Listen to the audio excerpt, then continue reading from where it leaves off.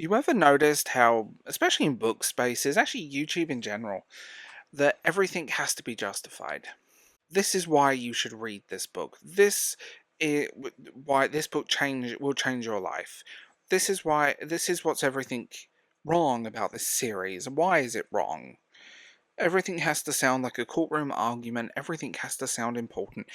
Everything has to sound optimized. And sometimes I just want to talk about the books I've been reading lately.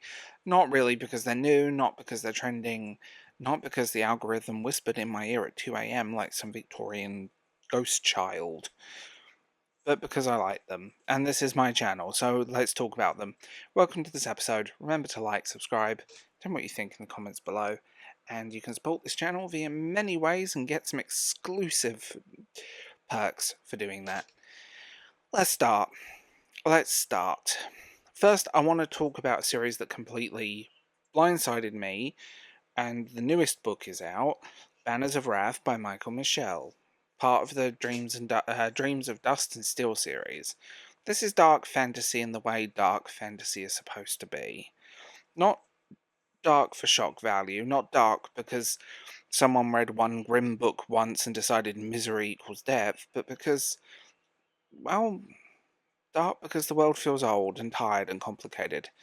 Actions have consequences. People make decisions they can't undo, for better or worse, and nobody gets to walk away clean. There are cultists in this series, and I know it sounds like standard fantasy stuff, cultists, dark gods, banners, wars, all of this stuff, but it's handled in a way in this that actually feels believable. These aren't cartoon villains. They're people who believe they're right, which makes it worse. That's always worse. The characters are really solid, and they work really well. They sold me. They feel worn down by their own lives. They carry history with them, regret, loyalty, stubbornness, all the things that make people human. And you know when you're reading a fantasy series and you start to feel like you're visiting the place? Yeah, this is what this feels like. I genuinely fell in love with it. And, well, it's the kind that makes you want to just keep reading, and you realise that it's 2 o'clock in the morning and you're still reading it. So yeah, this is special. Now here's something completely different. Destroy Humans, They Can't Be Regenerated, Volume 6, which is possibly one of the most... well, I don't have a word for it. This manga is basically about growing up in the late 90s. Trading cards, video games, sitting on the floor of your friend's bedroom surrounded by plastic cases, and empty cans of whatever sugar-filled drink is slowly destroying your internal organs. Let's be real, I think we all have that problem. It's technically about Magic the Gathering, but it's not really about Magic the Gathering. It's about that time in your life where everything felt possible, where your entire identity could be built around cardboard and imaginary worlds. When your biggest problem was whether your deck would work. And there's something deeply comforting about it. It feels like a happy place, and reading it feels less like consuming a story and more like remembering something. Even if it isn't exactly your memory, but it still feels like it belongs to you. And I think a lot of us spend our lives chasing that feeling again. Not youth, not exactly, but that version of ourselves that still believed everything was just the beginning.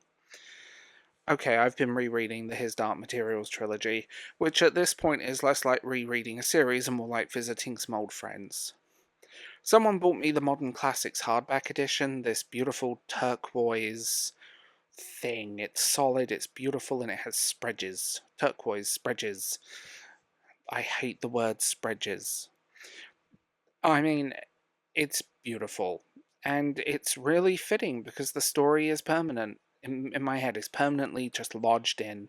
I've talked about this series before, I've made entire videos about it.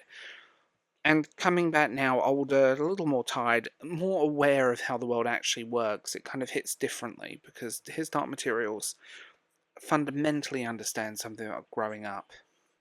That part of it that we lose, that knowledge has cost, that innocence doesn't disappear all at once, it kind of erodes slowly. I'm rereading it now. I don't know if I'm reading it for the plot, but I'm reading it for that feeling, for the reminder of who I was first time around, and who I became because of it. Okay, I've also been reading some non-fiction, which is a weird thing to say out loud, especially, you know, I have spent a good chunk of my last few years avoiding non-fiction, unless it was biography. Like, I don't know. I don't know why I avoided it. I was just in a weird headspace. I'm still in a weird headspace. You know this, I know this, but let's be real. I read The Courage to Be Disliked. It's one of those books that quietly rearranges how you see yourself. It's psychological, there's a little bit of philosophy, some self-help kind of vibe to it. It doesn't feel like someone is yelling motivational quotes at you. It feels like someone sitting across the floor from you and explaining things calmly. One of its core ideas is that a lot of suffering comes from trying to live up to other people's expectations, and when you don't actually need permission to live your life the way you want. Which sounds obvious until you realize how much of your life you've let it be shaped by trying to avoid disappointing people. I'm planning to read the follow-up, The Courage to Be Happy, which feels like the natural next step, assuming I survive the emotional damage of recognizing myself in the first book. And finally, I went back to, well, before the coffee got cold, no, wrong Kath, the Full Moon Coffee Shop. I reread the first book, and I'm going to continue the trilogy because a friend kindly gave me an advance copy of the final book, Dreamers of the Full Moon Coffee Shop, which still feels slightly surreal. These books are cozy, but cozy undersells them. They're thoughtful, they're quiet, they understand loneliness in a way that doesn't feel kind of overly dramatic, just honest. They're about people at strange emotional crossroads in their lives. Regret, hope, closure, moving forward.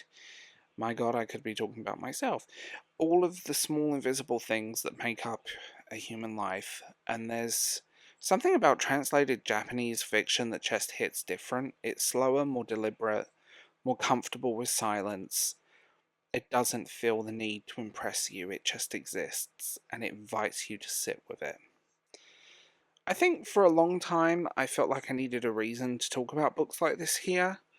Like, everything needed to be part of a larger argument or a larger point or a larger identity, but lately I've just been reading. No content in mind, just me. Because I love it. And maybe that's the point. Maybe reading doesn't need to be a production. Maybe it doesn't need to be optimized. Maybe it just needs to be yours. And those, right now, those books, right now, they're mine. So I'll see you guys in the next one.